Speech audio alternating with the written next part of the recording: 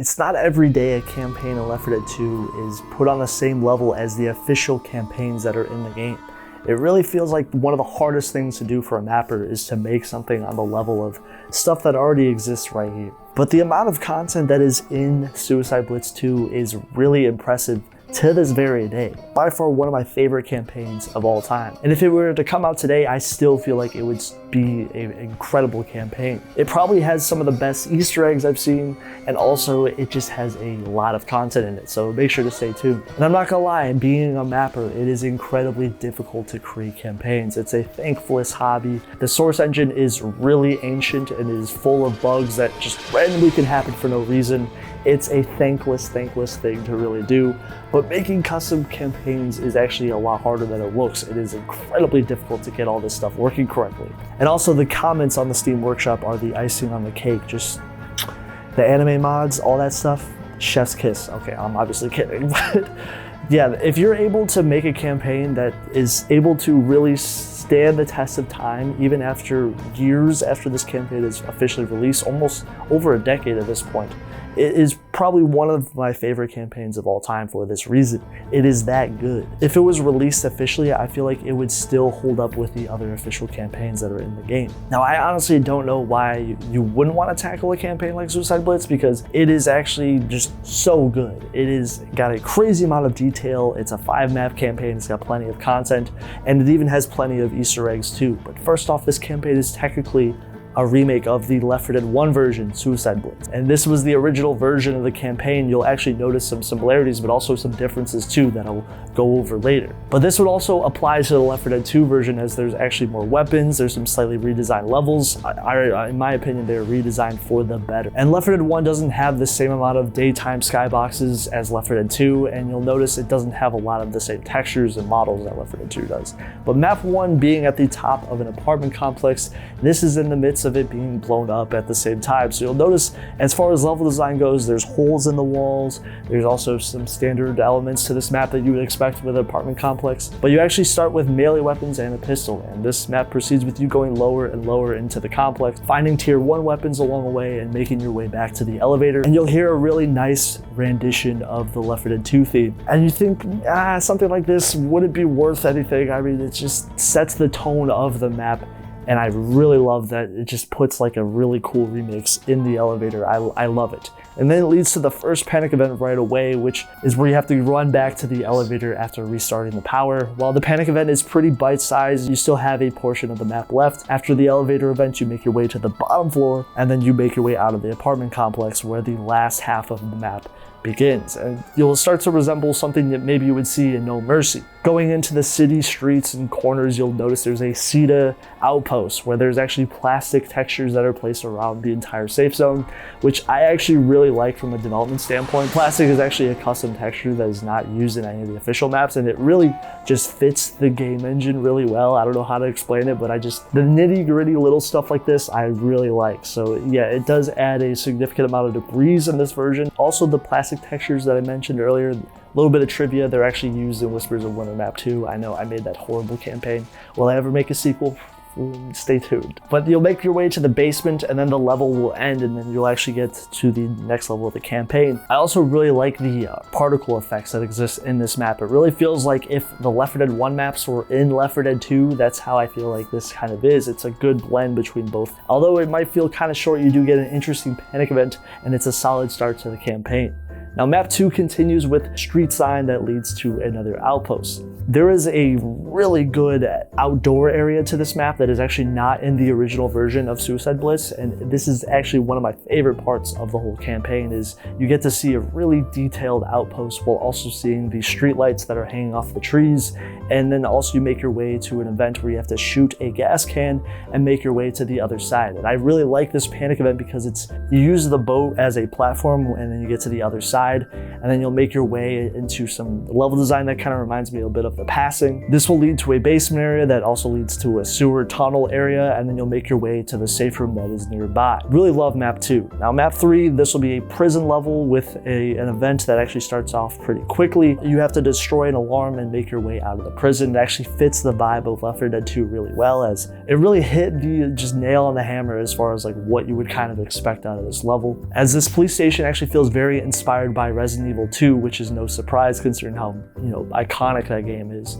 So you get out of the police station, you make your way into the building that's on fire, and then you have to maneuver past the flames. This would not exist in Left 4 Dead 1 as well. As you can obviously guess, the flame effects are a Left 4 Dead 2 only thing. So you get to the underground area, to the sewers again, and this will lead to the safe room at the end of the level. And then you begin on map 4, which also has you getting out of the sewer areas, and obviously the pockets of level design very similar to Resident Evil 2. It's very clear to tell. And then you make your way out to the outdoor city area of the map. This is probably one of my favorite set pieces of the whole campaign, is the bowling alley. It really just does this concept extremely well. It has a lot of good lighting that fits the vibe.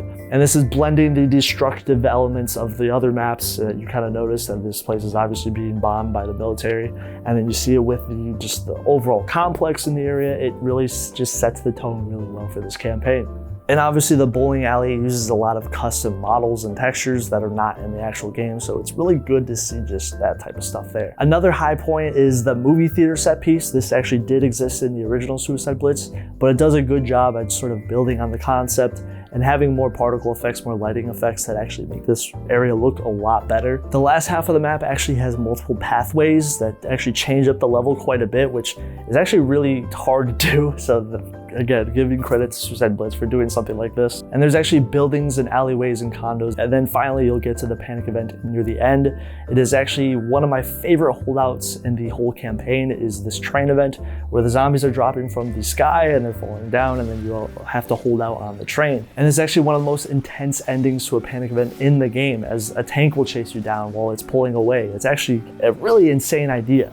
And also the level will end in the middle of this. So this is like a really cool, almost like an in-game cutscene in a way, where like all the zombies are coming towards you and you eventually make your way at the end of the level. Also, programming a safe room without a safe room door is a really cool thing to do. It's actually really hard to do. The thing about Suicide Blitz 2 that I like a lot is they were able to do these really insane ideas while also making it fit the game's engine really well. Map 5 is the largest set piece in the campaign, and if you ever wanted a map that takes place on a football stadium, this campaign has you covered, as it starts out with probably one of the largest safe rooms I've ever seen. It's a train yard aspect to the level, and then the train passes by and the survivors will make their way up a ladder, and it leads to the radio, and then you phone the radio. This will lead to the obvious finale event, being a gauntlet, where you have to make it to the other side of the football stadium. And this is actually a really dynamic gauntlet event, as the stadium has a lot of different pieces, like going up and down the floors and holes in the ground to make your way to the other side. A custom melee weapon. This is actually one of the first ever campaigns to give you a custom melee weapon,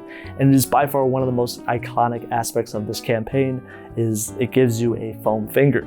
It was also one of the things that made me want to download this campaign way back in the day, is like, seriously, you get to use a new melee weapon, and it was like not something campaigns were doing at the time. So you get the foam finger melee weapon that is only on this map on the finale, and it is actually a very memorable moment to the whole campaign. It is by far one of the coolest aspects of Suicide Blitz 2.